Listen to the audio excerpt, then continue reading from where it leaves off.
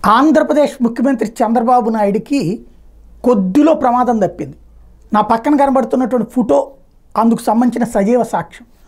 వాస్తవంగా ఆయన వరద ప్రాంతాలు వివిధ ప్రాంతాలు సందర్శిస్తూ ఉన్నారు. అక్కడ ఉన్న ప్రజలతో మాట్లాడుతూ ఉన్నారు. వాళ్ళ ఆవేదనలు, వరద సందర్భంలో ఎట్లా ఇబ్బంది పడ్డాం, ఈ 4-5 రోజుల నుంచి ఎలాంటి పరిస్థితులు వచ్చినాయి, ఇవన్నీ వాళ్ళతో మాట్లాడుతున్నారు. వాళ్ళ బాధలతో పాలు పంచుకుంటున్నారు. అందులో విమర్శించిన వాళ్ళకైనా సరే లేదమ్మా ఇప్పుడు పరిష్కరించేస్తామని చెప్తున్నారు. ఇట్లాగ ఒక స్ట్రాటజిక్గా వెళ్తూ ఉన్నారు.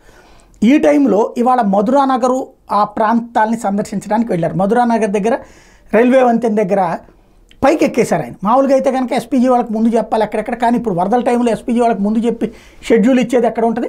గబగబా ఆయన కింద ఉన్నటువంటి కాలువ అవన్నీ చూసుకుంటూ పైకి ఎక్కేశారు. రైల్వే ఏదైతే వంతెన దగ్గరికి ఎక్కారో ఆ పైనుంచి చూద్దాం కింద ఉన్నటువంటి కాలువదని.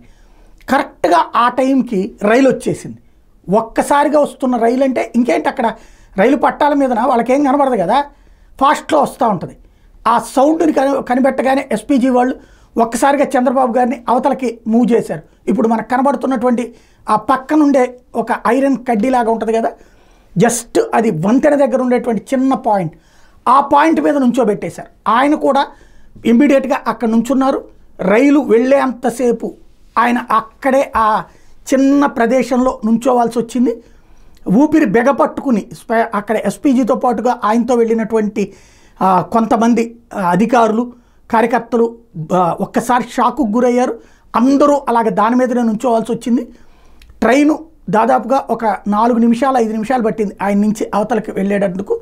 ఆ వెళ్ళిపోయేదాకా ఊపిరి బెగపట్టేటటువంటి టెన్షన్, ఎందుకంటే అసలు ఆ రైలు పట్టాల మీద ఉంటే పెద్ద ప్రమాదమే జరుగుండేది.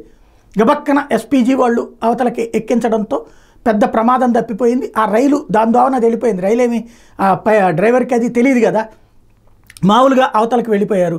ఆ తర్వాతన ఆ ప్లేస్ నుంచి దిగి చాలా క్యాజువల్గా అక్కడ వాళ్ళందరూ కూడా టెన్షన్ పడతా ఉన్నటువంటి సందర్భంలో నవ్వుతా పదని మిగతా చూద్దామని చెప్పి వెళ్ళడం అన్నటువంటిది అందరికీ కూడా ఆశ్చర్యానికి గురి చేసింది. ఆయన ఎలాంటి టెన్షన్కి గురి కాకుండా ప్రజల దగ్గరికి వెళ్ళే ప్రయత్నం చేయడం అన్నటువంటిది.